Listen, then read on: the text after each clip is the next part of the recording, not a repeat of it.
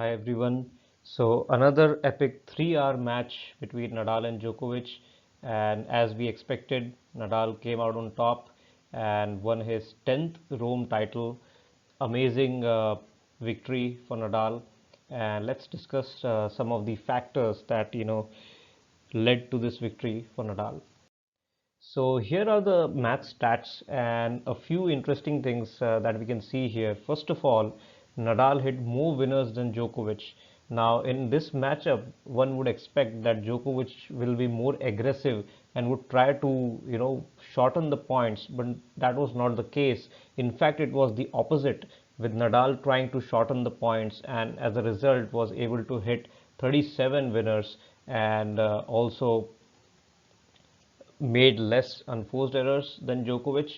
So you can see 37 winners for Nadal and 23 unforced errors, whereas Djokovic had 28 winners and 36 unforced errors. So not a good stat from Djokovic's perspective. Now, if you see the forehand winners, as we all know that Nadal's favorite shot is his forehand, and this surface, the Rome surface, as I mentioned earlier, is quite similar to the surface at the French Open. So the ball really kicks high after bouncing, and this really helped Nadal. His forehand was really working well, and it was really bouncing high, which Djokovic had to struggle a lot to keep up with the space. Given so good is Djokovic's backhand, still he was struggling. And I think one of the shots that he could have employed, but I didn't see that shot, was using the slice on the high balls, the and not the slice that stays up in the air too long, a flat slice down the line just to break the rhythm and shorten the point and also shorten the bounce of the ball. So that's one thing I didn't see, and I think that's one thing that Djokovic may apply in the future against this kind of tactic, this kind of shot from Nadal. But anyway, Nadal's forehand was working really well, and the unforced errors were very less. So I mean, 26 and 12. If you see Nadal's forehand winners and his unforced errors on the forehand side, is a very good stat, and obviously it played a big part in Nadal's victory today. When we see the backhand winners, we expect that Djokovic's backhand is better than Nadal's backhand and he would obviously hit more winners. But again, if we see the unforced errors, Djokovic actually made more unforced errors than winners, even on his backhand side. So it was not, I would say, a bad performance from Djokovic, but not certainly his best performance. Whereas Nadal was playing really well from the start. He looked a bit out of sorts in the second set, not because of his game, but maybe he was a little bit tired also in the second set. But then, as we all know, when it was one set all, I mean, everybody knew that Nadal would definitely make a comeback, and he will make it really difficult for Djokovic to carry on in this manner as he was doing in the second set. Now, another interesting fact here is the points over 9 shots. Now, one might think that Nadal will be the one who would be dominating the longer rallies, but that was not the case. You can see clearly here Djokovic won 20 rallies uh, that were more than 9 shots, and Nadal just won 5. So that is a really interesting stat, and that actually shows that Nadal nowadays, even on clay, prefers to shorten up the points, maybe because of his age, maybe because of his fitness, and now he understands that he needs to play in this manner to win against these guys. And again, that's a credit to Nadal, because given his age, given the fitness issues he has had in his whole career, he has actually adapted to that fact, and now he knows what he needs to do to win. And we saw this approach from Nadal in the French Open and all the in the US Open and all the other hardcore tournaments. But now he's also applying the same strategy on clay, because he knows that even though he is the best mover on this surface, he has the best fitness on this surface, still he needs to play aggressive and win, in this fashion that he did.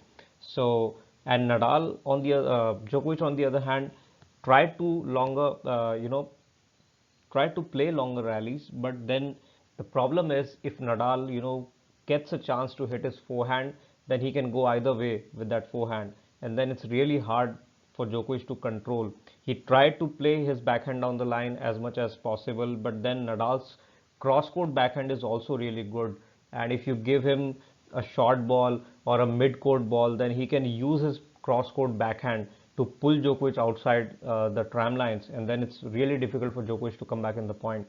Now, another interesting fact here is the double faults, as you can see. So Djokovic, although he hit 5 aces, he also made 4 double faults, and those 4 double faults came out at very crucial moments where he was like 30 all or 15 all.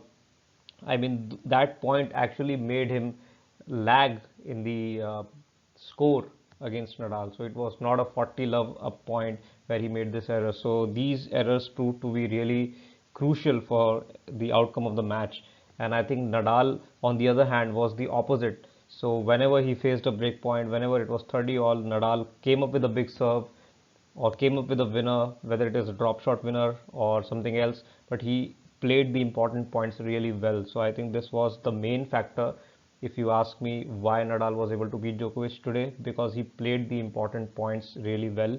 There was not a lot between the two.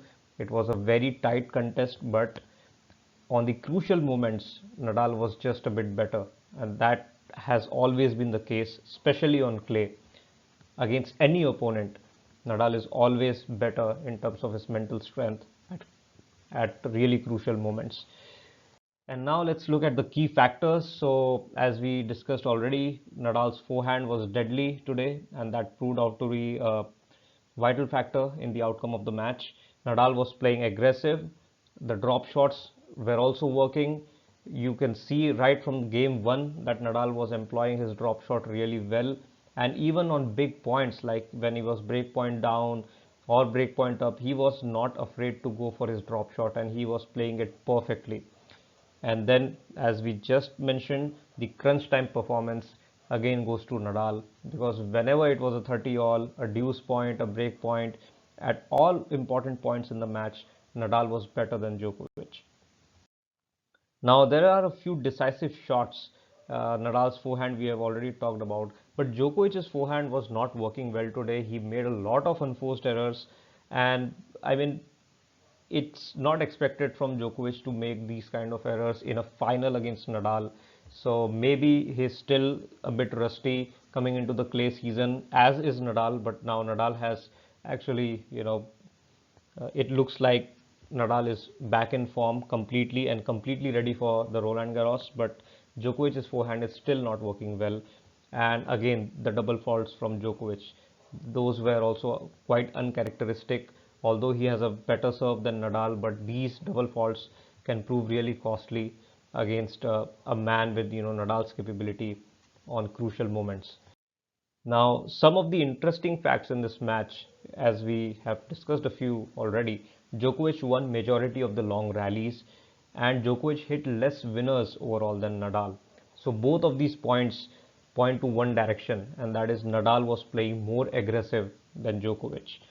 Djokovic also employed a new shot. Early on in the match, we saw him, trying to hit a backhand loopy shot to Nadal's backhand. Whenever he was, struggling for time, he used that loopy shot. But then once or twice when he used it, Nadal, was quickly able to adapt to it, and Nadal came forward and hit one or two smashes to just take the ball out of the air itself.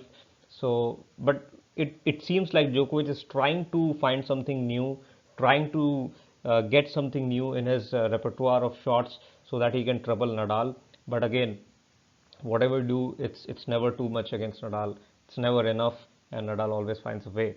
Now, his fitness, Nadal's fitness also looked vulnerable in the second set. He was not moving that well in the second set. He was also hurt. He had a, not a good fall because of the lines. I think the lines and the court surface were not balanced, and both the players were complaining about that. And but in the end, Nadal came through. Now this is Nadal's 10th Rome title, and now head to head also he's just one behind Djokovic. So it's now 29 matches in favor of Djokovic, the head to head, and French Open is coming. I think if they do meet in the French Open final, then that would be a decisive, match. And Nadal is the favorite to win that match, so maybe it will be 29-29, a very even head to head after the French Open. And also, this was Nadal's 36th Masters title, I guess, and this also puts him equal to Djokovic. So a really interesting rivalry going on between Nadal and Djokovic. Both are now, not the young players anymore. Both are at the tail end of their careers, but both are playing really well and still fighting for the big titles. And I think this French Open is going to be, of course, we know Nadal is, going to win, looking to win his 21st title and surpass Federer. So it's going to be a huge tournament for Nadal, and even he knows that next year he might not be in a good position to win because already the young players are playing well. Zverev has beaten him, and Thiem has also beaten him. So a few players have already beaten him on clay, which was not the case in previous years. So Nadal also knows that he doesn't have many chances, and I think the fact that he's playing better than Djokovic as of today, and he's got French Open coming up in a week's time, this is the best chance that Nadal has to win his 21st Grand Slam and surpass Federer.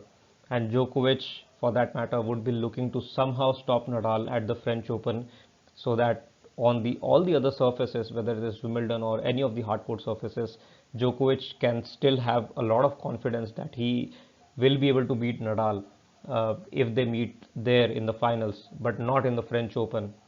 Even Djokovic knows that in the finals of the French Open, Nadal will always be the favorite, even if he is not playing well, even if he is not fully fit. So Djokovic somehow will definitely try to stop Nadal winning the French Open in the coming weeks. So this was the analysis, guys. I think it was a fantastic match from Nadal's perspective, and as we all know, he struggles a little bit at the onset of the clay swing, but then as the tournaments progress further, Nadal gets back into his form, and in the French Open, like all the previous years we have seen, right now he is the man to beat, and everybody else will be trying to get to him. It will also depend on the draw, how many good players he has to face to reach the final, and if he faces Djokovic in the final, it will again be a very good match. And what I would want to see actually is also the conditions that are there in the French Open final. Last year, we all thought that it's going to be an indoor match. It's going to be the timing is going to be a night time. So maybe things will be in Djokovic's favor, and he'll be able to win that match, playing like a hardcore tournament in the last year's French Open. But that didn't happen. Nadal came through, and he played an amazing match. I mean, nobody would have thought that Nadal will win it that easily. So it will also depend on the conditions. I would actually like to see sunny conditions this year at the French Open, so that we see longer rallies and see how both these players entertain us as they have done in the previous years. So that's all for this analysis, guys. Thanks for watching.